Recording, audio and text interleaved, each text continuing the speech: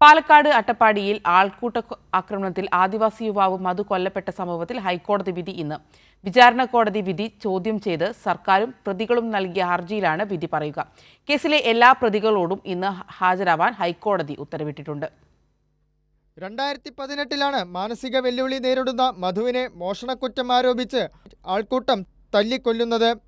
കേരളത്തിന്റെ മനസാക്ഷിയെ ഞെട്ടിച്ച സംഭവത്തിൽ 16 പ്രതികളെയും പിടികൂടാൻ പോലീസിന് കഴിഞ്ഞു. മണ്ണാർക്കാട് പ്രത്യേക കോടതിയിൽ നടന്ന വിചാരണയ്ക്ക് ശേഷം 2 പേരെ വെറുതെ വിടുകയും ബാക്കിയുള്ള പ്രതികൾക്ക് 7 കൊല്ലം കഠിന തടവും വിധിച്ചു. ശിക്ഷ ഇളവ് ചെയ്യണമെന്നാവശ്യപ്പെട്ട പ്രതികളും ശിക്ഷ വർദ്ധിപ്പിക്കണമെന്നും വെറുതെ വിട്ട 2 പേരുടെ വിധി റദ്ദാക്കണമെന്നും ആവശ്യപ്പെട്ട് സർക്കാർ നൽകിയ ഹർജികളിലാണ് ഹൈക്കോടതി ഡിവിഷൻ ബെഞ്ച് വിധി പറയുന്നത്.